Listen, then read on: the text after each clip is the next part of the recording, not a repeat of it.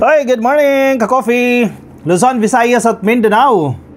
Kumusta po kayo? O, dumako tayo sa Dahig. Medyo nagkakagulo dyan Yung kampo mismo ni Digong nagsa-self-destruct ito Nagkakagulo sila mismo. Alam mo kung sino yung panggulo? Si Roque. Kung ako sa kampo ng mga Duterte, i-dispose ko na yan si Roque. Ibig sabihin ng i-dispose, wag na siyang paeksinahin dyan. O kung ayaw niyang umuwi ng Pilipinas, wag na siya paeksinahin dyan. Wag na siya magpa-interview dyan, mag-interview na kung sino-sino dyan. Kasi siya yung nagpapagulo. Si Kaufman, nagsalita si Kaufman na naman sa kanyang interview. Nadi-distract siya dito sa ginagawa ni Roque. Kasi magkakampihan si Avancenia at si Roque. Nang isang araw, ang issue ni Roque, tinanggal daw po ng visitation rights itong si Avancenia, si Hanilet.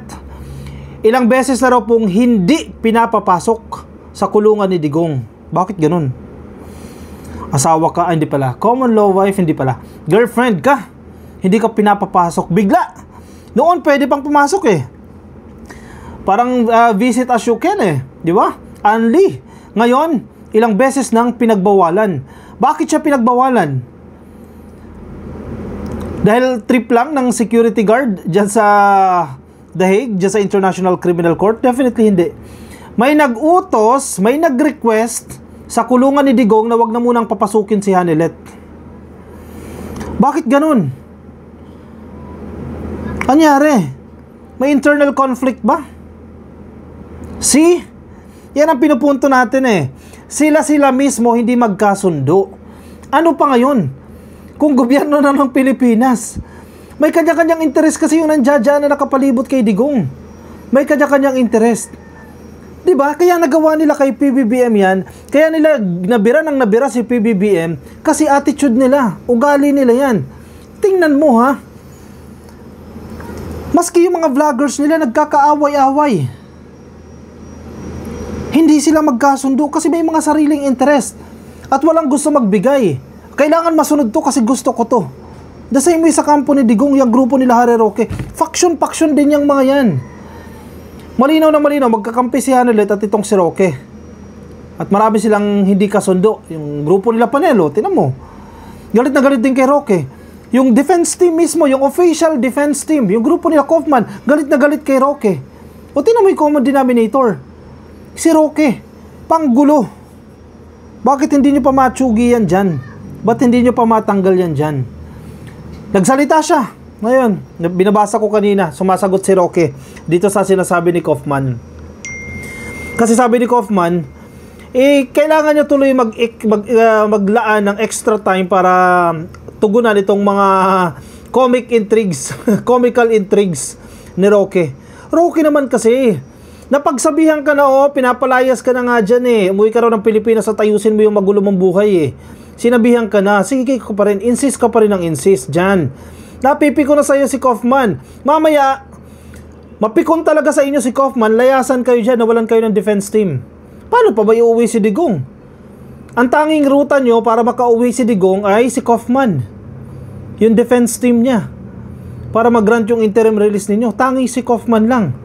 Binubulilyaso mo, Roque. O yan. Napikon sa inyo yan, layasan kayo yan. Kung ako si Kaufman, ayaw nyo magsutigil Hindi kayo nagkakasundo ng kayo-kayo lang. Sige, layasan ko kayo. Diba?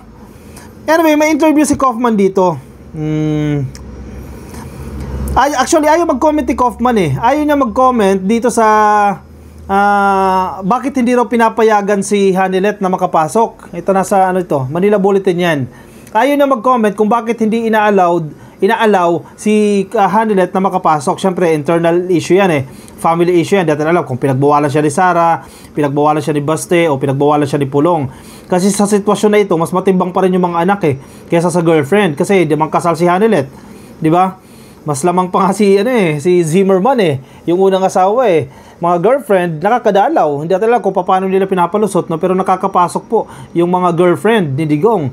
Siguro, parang namimihasa ka na, hindi ko alam, Parang siguro sinasabi kay Hanilet, parang napapadalas yung pagdalaw mo Kung tutusin, isa ka lang sa mga girlfriends. Hindi natin alam kung ganyan yung kanilang ginagawa, Yan, ayaw mag-comment dyan ni Kaufman sa kanyang interview.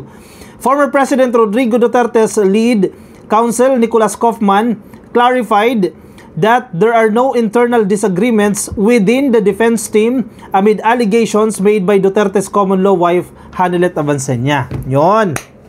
Ito ang issue kasi. Binabasa ko to kanina eh. Ang issue, may mga sinasabi kasing si Hanilet na within the defense team, may hindi raw pagkakasunduan. Kumbaga, halimbawa, grupo ni Kaufman, meron siyang lawyer, syempre, subordinates niya, lawyer A, lawyer B, lawyer C, etc. etc. May disagreements daw po. Yan ang aligasyon nila Hanilet. So kung may disagreements within the legal team, healthy ba yan? Makakatulong ba yan kay Digong? Kung totoo man, definitely hindi. Pero sabi ni Kaufman, walang ganyang disagreement. Anong sinasabi niyang disagreement? Oh, Hanilet, pag napikon si Kaufman, layasan kayo niyan. Bakit nyo nagawa yan kay Tatay Digong ninyo?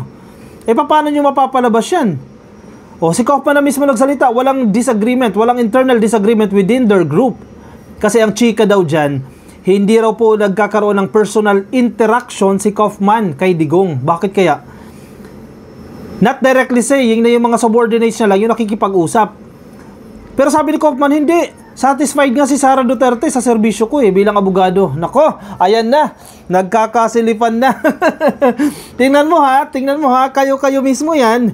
Baka sabihin ninyo, tao si Kaufman ni BBM. Narrative ng mga DDS.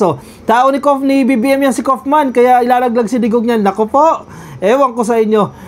In an interview with pro-Duterte vlogger itong si Alvin and Tourism on Friday, August 1, kahapon lang yan ha, he shrugged off Avancenia's supposed claims that Kaufman was not personally engaging with Duterte. Mabigat nga naman itong allegation. O, halimbawa, ikaw abogado, sasabihan ka ng isa sa mga girlfriend, hindi ka nag-i-engage personally sa kliyente mo Masakit yan. Lalo na kung nag-i-engage ka naman talaga. Di ba? There are absolutely no internal disagreements among the persons responsible for handling the former president's defense. Ganyan ka-strong yung statement ni Kaufman.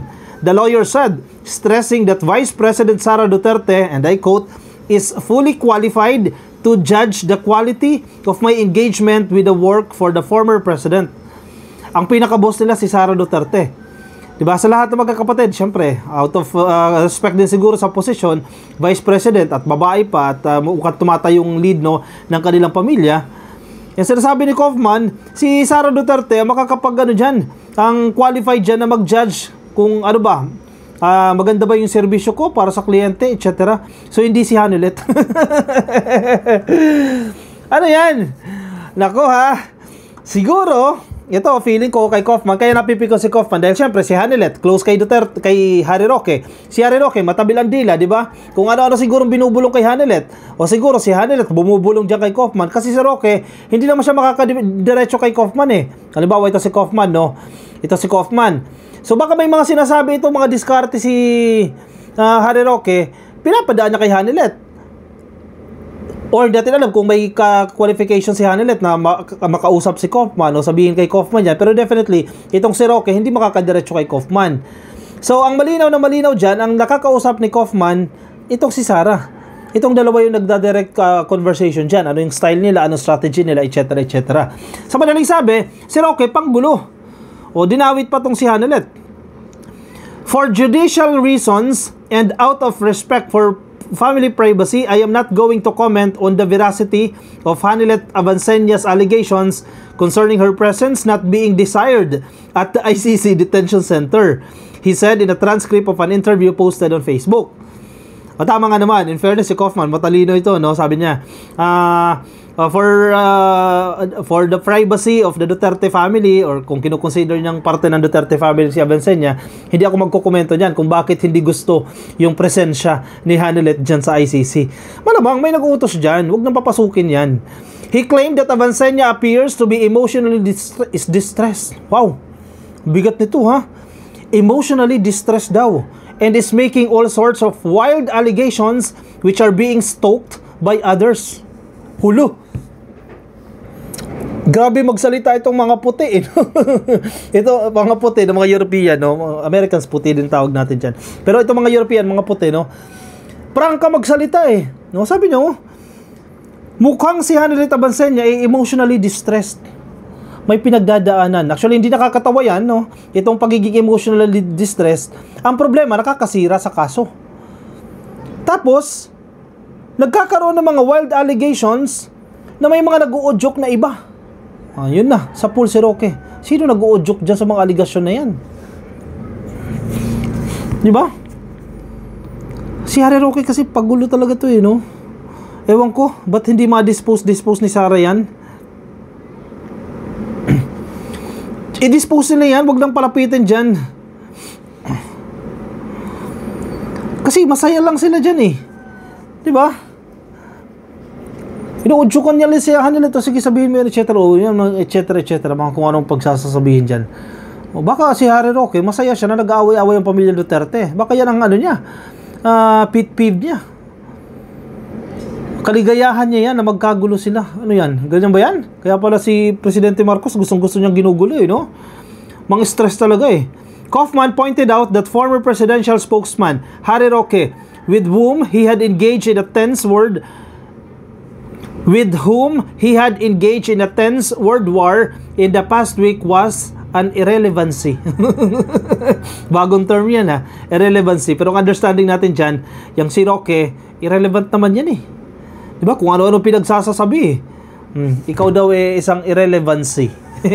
My only regret, sabi ni Kaufman, my only regret is that I am being forced to spend far too much time having to deal with these comical intrigues. Yun lang, di ba? Kinakailangan tuloy mag-extra effort, magbigay ng dagdag na oras nito ni Kaufman para harapin itong comical intrigues, mga nakakatawang intriga. Ano ba to si Roque? Panay intriga? Anong ugali yan? Puti na mismo nagsabi niyan hindi mga BBM supporters ang nagsasabi. Itong abogadong puti na mismo, si Kaufman na mismo nagsasabi. Ano tong mga comical intrigues ni Roque? Talaga nga naman, stressful talaga itong si Roque, There are absolutely no personal misunderstandings between those who are important to the former president. He stress. Kita mo na? Gawa-gawa lang din ni Roque siguro yung mga issue niya. Various social media reports quoted Roque saying that Avancenia has been barred from visiting the former president at the International Criminal Court facility or ICC facility where he has been detained since his arrest and extradition in March. So baka intriga na naman ni Roque yan. Malay mo, nagkataon lang na nagloko yung system. Wala talaga yung pangalan doon ni Hanilet or may nakabisit na, etc. May limit lang. Tapos, gagawa na ng issue ni Roque. Baka ganyan yan. Mahilig gumawa ng intriga ito The former palace official claimed that Avancenia's visit last week was all cancelled without explanation. Ayan. Nagde-demand na Mahilig talaga mag-demand dito mga to Bakit daw kasi kinancel yung visitation rights, yung karapatan pong bumisita ni Hanilet bilang isang girlfriend dyan sa ICC detention facility without explanation. Wow, okay. Dapat pala, yung judge lumabas, kinausap si Roque. Harry Roque, I will explain to you why Hanilet Avancenia was not allowed inside the ICC facility. Siguro ganyan gusto ni Roque. I-explain sa kanya bakit hindi pinapasok si Hanilet. Gumawa na siya ng intriga. Lumalala tuloy yung tension nyo dyan. Di ba? Kayo-kayo na mismo yan. Paano nyo pa mabibring home si Tatay Diggs? Di ba? Kung kayo mismo dyan, magulo. Nagsalita siya. Meron siyang statement si Roque. Chinek ko. Para balanse tayo, para pantay tayo. Ito meron siyang statement. Sige, basahin natin yung kanyang statement. Fresh, 2 hours ago. Ngayong Sabado lang ito, Statement of Attorney Harry Roque, August 2, 2025. Response to Mr. Nicholas Kaufman's latest rant. So, ang tingin ni Roque, nagra-rant lang ito. Itong si Kaufman, kung ano-ano lang to, nagra-rant lang. Sabi niya, what? Why me? Why am I the subject again of Mr. Nicholas Kaufman's latest rant? Kasi ayaw mo tumigil. Sir, tumigil ka muna. Huwag ka muna magpakita dyan. Magbakasyon ka muna. Punta ka muna ng Switzerland. Punta ka muna ng Austria. Diba? Magpunta ka muna ng Germany. Mag-enjoy ka muna. Tigil mo muna papa-interview mo dyan, etc. Kasi nakakasira ka sa defense team O yan, maintindihan ka ni Kaufman kung tumigil ka kakaratrat mo. Ito na naman, hindi ka tumigil eh. Ratrat ka na naman ng ratrat eh. Sabi niya, I find it unfortunate that Mr. Kaufman has once again found plenty of time to lambast me in connection with Maharlika's August 1, 2025 interview with Miss Hanilet Avancenia. O di naman nyo pa si Maharlika. Isa din yan si Maharlika eh. Gawa-gawa din ng intriga yan eh. Fake news din yan eh. O baka napipiko na rin talaga sa inyo. Si Kaufman, sa inyong dalawa ni Maharlika. Ayaw nyo kasing tumigil. Nanggugulo kayo eh. Instead of addressing Miss Avancenia's legitimate concern regarding the suspension of her visitation rights, Mr. Kaufman resorted to attacks by dragging me to Miss Avancenia's revelations and calling me an irrelevancy and comical. Tama naman. Nakakatawa ka. Yung mga comical intrigues mo. Sinabi na ni Kaufman. Sabi ni Rocky, instead na sagutin mo yung sagot ni Avancenia, ano ba ginawa ni Kaufman? Sinagot niya. Sabi niya, for the sake of family privacy, hindi ako magsasalita dyan. Malay mo ba na may nag-utos o may nag-request sa management ng ICC na huwag papasukin yan? Hindi mo alam. Karapatan niya ng anak. Karapatan ni Sara Duterte yan. Why is he so bothered by my irrelevant existence and connect me with Miss Avancenia's suspension of visitation rights? Comical indeed. Is this Kaufman's style of blame game? Again, Mr. Kaufman, I pray for the success of your legal team. Please bring former President Rodrigo Duterte home alive. Focus. The Filipino people are watching and waiting. Wow. Sinabihan mo pa talaga si Kaufman na focus. Wow! Focus. Kala mo talaga kung sino yung nagsalita, no? Sinabihan na siya ng isang araw dyan, yung style mo sa Pilipinas, wag mong dalhin dyan sa ibang bansa kasi ibang estilo dyan.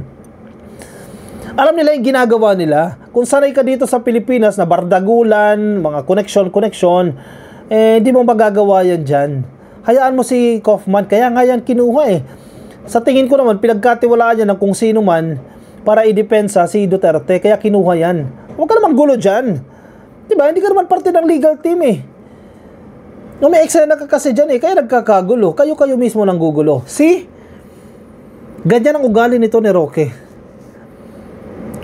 Kaya niya nagagawa kay PBBM yan kasi hindi nabigyan ng posisyon yan eh. Pero kung nabigyan ng posisyon yan, hindi yan magngangaw-ngaw ng gaganyan yan. Kung ano-anong intriga, kung ano-anong fake news ang gagawin yan laban sa presidente. Ganyan kasi ugali niya. Yan, lumalabas ang tunay niyong kulay. Kayo mismo dyan, hindi kayo magkasundo-sundo. Paano pa kapag isama kayo sa grupo ni BBM? Matitino. Oh, matitino yung grupo, guguluhin mo. Dahil puro kayo intriga. Comical intrigues. Irrelevant. Naku, sakit sa damdamin niya, no? Pag sabihan kang irrelevant, to. Ay, nako, umuwi ka na dito sa Pilipinas, sarapin mo yung kaso mo. Yan, no? Kumakaway-kaway sa'yo si Remulla, oh. Si DOJ Secretary, oh. Kumakaway-kaway. Pagpasok mo lang na airport, sasalubungin ka na kagad. May NBI na agad. Sasalubong sa'yo. O may warrant of arrest ka na kagad, oh.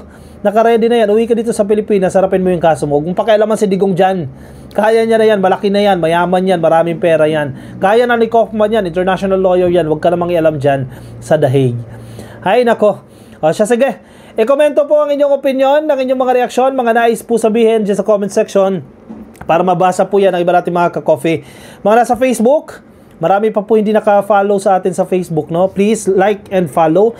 Mga nasa YouTube, marami na rin pong nakasubscribe pero meron pa pong mga hindi nakasubscribe. Click nyo lang po yung subscribe. And yung nasa TikTok, subscribe na rin po kayo. Kita-kits tayo ka-coffee sa akin sa susunod na videos. Paalam po sa inyo. Bye-bye.